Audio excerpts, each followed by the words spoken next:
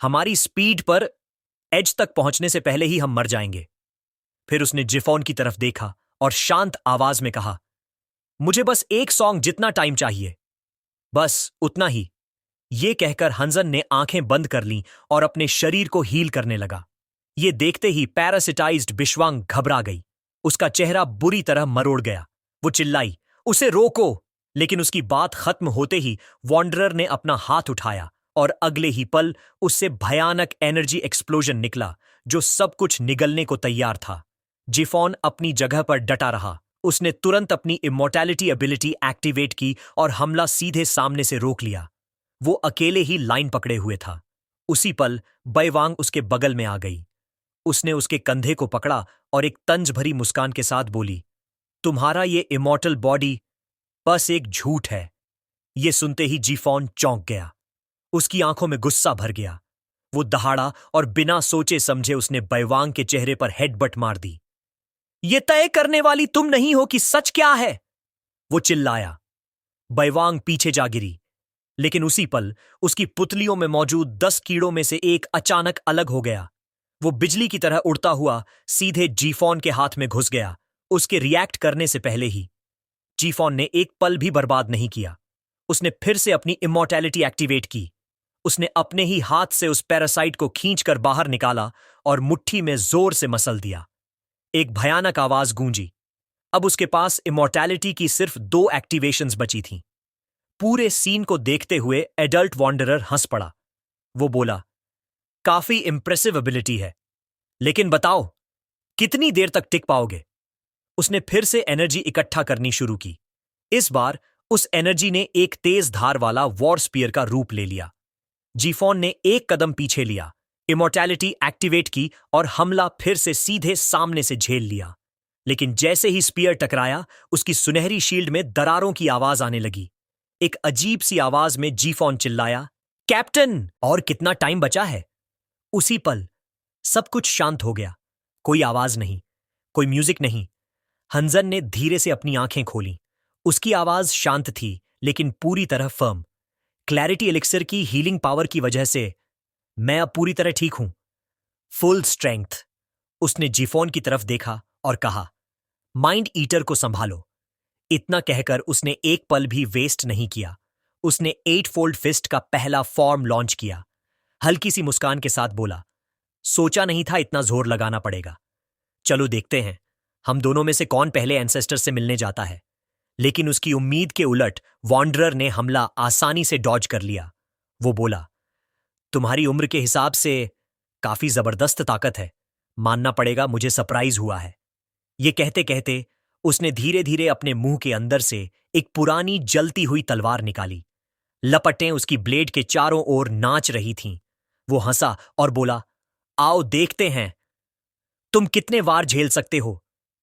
इतना कहते ही वो क्रीचर सीधे हंजान पर टूट पड़ा, अपनी फायर ब्लेड से जोरदार स्लैश करते हुए। लेकिन वॉन्डरर के उस छोटे से मोनोलॉग के दौरान ही हंजान ने अपने सीनियर ब्रदर द्वारा दिए गए स्पेशल गॉन्टलेट्स पहन लिए थे और अब वो पूरी तरह तैयार था।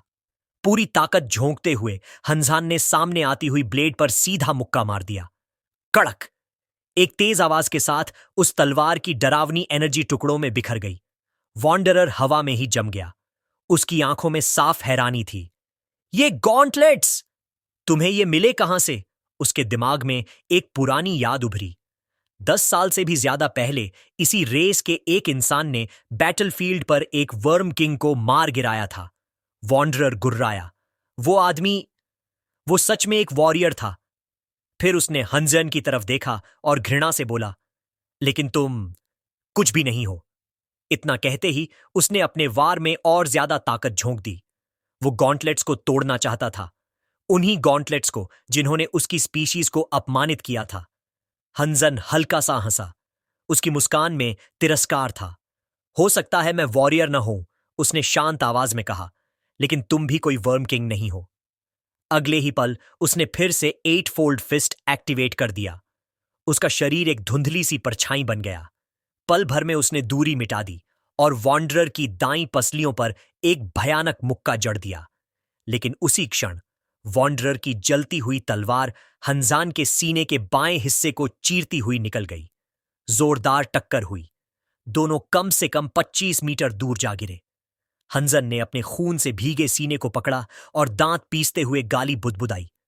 उसे साफ समझ आ गया, अगर जुवेनाइल की पूरी एनर्जी अब्जॉर्ब होने से पहले उन्होंने इसे नहीं गिराया तो उनके जीतने की कोई चांस नहीं थी, एक पल की भी हिचकिचाहट नहीं। हंजान ने 8 फोल्ड फिस्ट कल्टीवेशन का दूसरा स्तर एक्टिवेट कर दिया। एक जबरदस्त स्पिरिचुअल वेव उसके शरीर में दौड़ गई। हर नर्व, हर वेसल एनर्जी से भर गया। अगले ही पल वो बिजली की तरह आगे बढ़ा, इतनी तेज कि नंगी आंख से पकड़ना नामुमकिन था। वॉन्डरर को रिएक्ट करने का मौका भी नहीं मिला। हंजन का मुक्का सीधे उसके सीने में धंस गया और अगले ही सेकंड उस मॉन्स्टर का विशाल शरीर पूरी तरह बिखर गया। हंजन वहीं खड़ा रहा। उसने नीचे देखा और ठंडी आवाज में कहा, तुम हार चुके हो। लेकिन तभी उसकी उम्मीद के उलट वॉन्डरर हंसने लगा। नहीं, वो बोला, हारा तो तुम हो। अगले ही पल उसका टूटा हुआ शरीर हानजान की आंखों के सामने फिर से जुड़ने लगा और इससे भी बदतर, उसने जुवेनाइल की सारी एनर्जी पूरी तरह अब्जॉर्ब कर ली थी। अब वो ब्लैक वेल के साथ पूरी तरह मर्ज हो चुका था और तभी हंजन के पैरों के नीचे की जमीन जिंदा होने लगी। जमीन से मोटी मिट्टी से बनी जंजीरें फूट पड़ी और हंजन को कसकर जकड़ लिया। वॉन्डरर ने दोनों हाथ आसमान की तरफ उठाए। उसके ऊपर एक विशाल मीटियोराइट बनना शुरू हुआ, पूरी तरह विनाशकारी शक्ति से भरा हुआ। वो गरजते हुए बोला, यहीं तुम्हारा अंत है। मुझसे कोई नहीं बचता। तुम सब यहीं मरोगे। अगले ही पल वो कोलोसल मीटियोराइट, जो पूरी जिंदगी को मिटा सकता था, सीधे उनके ऊपर गिरने लगा। उस पल जिफॉन ने आखिरी बार अपनी इमॉर्टैलिटी एक्टिवेट की। वो बिना सोचे टीम और मौत के बीच खड़ा हो गया। लेकिन इतनी भयावह ताकत के सामने एक इंसान बहुत छोटा था। उसकी आखिरी इमॉर्टैलिटी सिर्फ 2 सेकंड चली और फिर पूरी तरह टूट गई। जैसे ही जिफॉन कुचले जाने वाला था, मीटेराइट अचानक हवा में जम गया। पूरा बैटलफील्ड सन्नाटे में डूब गया। फिर एक बूढ़ी लेकिन बेहद शक्तिशाली आवाज चारों तरफ गूंज उठी, 8 fold fist, 6th form, back strike. अगले ही पल सब कुछ आंख झपकने से पहले खत्म हो गया। एक सुनहरी स्ट्राइक आसमान से गिरी। वॉन्डरर, मीटियोराइट दोनों धूल में बदल गए। ब्लैक वेल आखिरकार पूरी तरह बिखर गई। खाली होती हुई स्पेस से एक जानी पहचानी आकृति बाहर आई।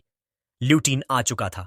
अपने मास्टर को देखकर हंजान का दिल आखिरकार शांत हुआ। उसने थकी हुई सांस छोड़ी। होठों पर हल्की सी मुस्कान आई। उसके दिमाग में बस एक ख्याल था, आखिरकार आजादी। और फिर सब कुछ अंधेरे में डूब गया। जब हंजन की आंख खुली तो लड़ाई को 2 दिन बीत चुके थे। यूआई ने बताया, जब वो बेहोश था उसके मास्टर ने 10 पैरासाइट्स को खत्म कर दिया था, लेकिन क्वीन का कोई पता नहीं चला। मतलब खतरा अभी पूरी तरह टला नहीं था। जीफॉन की हालत सबसे ज्यादा खराब थी। मीटियोर को रोकते समय उसकी लगभग हर हड्डी और नस तबाह हो चुकी थी। इमॉर्टैलिटी की वजह से वो जिंदा तो था, लेकिन अब भी आईसीयू में मौत से जूझ रहा था। तभी एक नर्स घबराई हुई हालत में कमरे में भागी आई। उसने पूछा, क्या आप लोग उसके टीममेट्स हैं? फिर कांपती आवाज में बोली, जिफॉन, वो गायब हो गया है। उसी पल यूए को अपने मास्टर की बात याद आई। उसे माइंड ईटर को खुद ट्रैक करना था, क्योंकि बांग अब भी लापता थी। अब सब साफ हो चुका था। जिफॉन उसे ढूंढने निकल चुका था। हंजान तुरंत बिस्तर से उठ बैठा। कठोर आवाज में बोला, बांग एक लेवल 4 माइंड ईटर है। ये पैरासाइट असेक्सुअली रिप्रोड्यूस कर सकता है और एंडलेसली डिवाइड होता रहता है। फिर उसने गहरी सांस ली और आगे कहा, लेकिन अगर क्वीन पैरासाइट को मार दिया जाए तो उसके सारे कॉपीज अपने आप मर जाते हैं। यूए ने भारी लहजे में उसकी बात पूरी की। जिफॉन ये समझ गया होगा, इसीलिए वो अकेले ही निकल गया। फिर उसने एक और बात जोड़ी, गार्डियन ऑर्गेनाइजेशन ने टीम 052C7 के 100 पॉइंट्स काट लिए हैं। कारण यह था कि उन्होंने वॉन्डरर की बॉडी को वहीं नहीं छोड़ा। सारा मटेरियल सीधे हेडक्वार्टर्स भेज दिया गया। और क्योंकि मिशन को लाइशोंग ने ऑफिशियली कंप्लीट किया, बाकी सारी टीम्स को फेल्ड मार्क कर दिया गया और उनके पॉइंट्स भी काट लिए गए। ये सुनते ही हंजान हंस पड़ा, लेकिन वो हंसी गुस्से से भरी थी। उसने तंज कसते हुए कहा, हम लोग बाहर जान हथेली पर रखकर लड़ रहे हैं और पीछे बैठकर लोग साजिशें कर रहे हैं। फिर उसने पूछा, मास्टर ने कुछ कहा? यूए ने धीरे से जवाब दिया। उन्होंने कहा, यह मामला हमारे और डीप ब्लू सिटी गार्डियंस के बीच है। कोई तीसरा इसमें इंटरफियर नहीं करेगा। यह सुनते ही हंजन ने यूए का हाथ पकड़ा और सीधे बाहर की तरफ चल पड़ा। चलते चलते बोला, तो फिर हम वो सब वापस लेंगे जो हमारा हक है। उसी समय गार्डियन हेडक्वार्टर्स में कुछ घमंडी ऑफिसर्स खुशी मना रहे थे। वो कैप्टन शाओ की तारीफ कर रहे थे, कह रहे थे कि वो कितना जेनरस है। उसने लेवल 4 इंसेक्ट के मटेरियल्स सभी टीम्स में बांट दिए। तभी धड़ाम, दरवाजे जोर से खुले। हंजन गुस्से में अंदर घुसा, उसके साथ यूए थी। उसने दहाड़ते हुए कहा, शाओ कहां है? उस कायर को बुलाओ। पूरा हॉल एकदम चुप हो गया। बस संचा हंस पड़ा। उसने ताने में पूछा, कैप्टन हंजन, किसने तुम्हारी चाय में पेशाब कर दिया? फिर चेतावनी देते हुए बोला, जुबान संभालो, ये तुम्हारा प्लेग्राउंड नहीं है। वो अभी अपनी बात पूरी भी नहीं कर पाया था कि आगे बढ़ते हुए मुट्ठी उठा ली, लेकिन वो पास पहुंच पाता उससे पहले ही छपाक, हानजान ने उसके चेहरे पर तेज और बेरहम थप्पड़ जड़ दिया। पूरा हॉल सन्न रह गया। हंजान ने अपनी पूरी ताकत बाजू में जमा की और एक ही वार में सौंचाओ को जमीन पर गिरा दिया। ठंडी आवाज में बोला, कभी किसी ने बताया है कि तेरी ये घमंडी मुस्कान मुझे तेरा चेहरा दोबारा सजाने का मन कराती है? वहां मौजूद लोग सन्न रह गए। सबके दिमाग में बस यही चल रहा था, एक ही हिट में आदमी जमीन पर कैसे गिर गया। भीड़ की फुसफुसाहट सुनते ही सौंचू दहाड़ा। उसने कमर से डैगर निकाला और फिर से हमला कर दिया, लेकिन नतीजा वही रहा। हंजान ने बस एक हल्की सी मूवमेंट में उसका हथियार छीन लिया, बिल्कुल आसान तरीके से। वो ऊपर से देखते हुए बोला, अब भी समझ नहीं आया? आज मैं तुझे रिस्पेक्ट का मतलब सिखाऊंगा। उसी पल श्याओ गुस्से में तूफान की तरह अंदर घुसा। वो चिल्लाया, हानजान, तुझे जरा भी अंदाजा है तू क्या कर रहा है? हानजान ने ठंडी मुस्कान के साथ सौंचाओ को उसके कॉलर से उठा लिया और सीधे श्याओ की आंखों में देखते हुए कहा, यहीं, अभी, तू मुझसे और मेरी टीम से माफी मांगेगा। श्याओ ने हंसकर बात टाल दी। मजाक कर रहा है क्या? सपने देखना बंद कर। फिर उसने अपने एक सबॉर्डिनेट की तरफ इशारा किया, इस पूरी घटना की फुटेज गार्डियन हेडक्वार्टर्स भेजो, थर्ड इन कमांड सुमिनसुआन को भी और इंटरनल अफेयर्स डिवीजन को भी। फिर हानजन की तरफ देखकर बोला, किड, तू खत्म है। वीडियो देखते ही ये लोग तुझे मिटा देंगे। यूए का चेहरा थोड़ा घबराया हुआ था, लेकिन हानजन ने शांति से कहा, चिंता मत कर। जब मास्टर मेरे पीछे खड़ा है तो कोई मुझे छूने की हिम्मत नहीं करेगा। और जैसा उसने कहा था वैसा ही हुआ। थोड़ी देर में एक सबॉर्डिनेट वापस लौटा और जवाब सुनाया। हेडक्वार्टर्स का कहना था, यह मामला डीप ब्लू सिटी गार्डियंस का इंटरनल इश्यू है, हम इसमें इंटरफियर नहीं करेंगे। इंटरनल अफेयर्स डिवीजन ने भी कहा, इस यंग फाइटर ने बेहद इंप्रेसिव टैलेंट दिखाया है। क्या हानजन हमारे साथ ज्वाइन करने में इंटरेस्टेड होगा? यह सुनते ही श्याओ का पूरा कंट्रोल टूट गया। वो अफसरशाही को कोसने लगा, लेकिन हालात ऐसे थे कि उसे अपना घमंड निगलना पड़ा। वो हंजन की तरफ मुड़ा और दांत भींचते हुए बोला, ठीक है, तू क्या चाहता है? इस मसले को कैसे सुलझाए ताकि तू इसे यहीं छोड़ दे? क्योंकि वॉन्डरर का मटेरियल पहले ही बांटा जा चुका था, हंजन ने अपनी शर्त रखी, गार्डियंस का वॉल्ट खोला जाएगा। हॉल में एक बार फिर सन्नाटा छा गया। हंजन ने साफ शब्दों में कहा कि वो अपनी पूरी टीम की तरफ से वॉल्ट से वहीं चुनेगा जब तक वो खुद सेटिस्फाई ना हो जाए। श्याओ की पहली रिएक्शन सीधा मना करने की थी। आखिर वो चेस्ट ऑर्गेनाइजेशन के सबसे कीमती रिसोर्सेज से भरा हुआ था। लेकिन थोड़ी देर सोचने के बाद उसके चेहरे पर एक कड़वी मुस्कान आ गई। उसने मन ही मन सोचा, हंजन के पास तो बस 2 ही हाथ हैं, ज्यादा से ज्यादा वो कितना उठा लेगा? आखिरकार उसने सिर हिला दिया। ठीक है, उसने कहा, मैं अलाउ करता हूं, लेकिन साथ में एक कंडीशन भी रखी। वॉल्ट के अंदर सिर्फ हंजन जाएगा, और जब वो बाहर आएगा तो जो भी उसने लिया होगा वो सब उसकी दोनों हथेलियों में सबको साफ दिखाई देना चाहिए, कहीं कुछ छुपा हुआ नहीं होना चाहिए। हंजान ने लगभग बेहोश पड़े संशा को एक थप्पड़ मारकर छोड़ दिया। फिर मुस्कुराते हुए बोला, डील। बस ध्यान रखना, बाद में अपने शब्दों से पीछे मत हटना।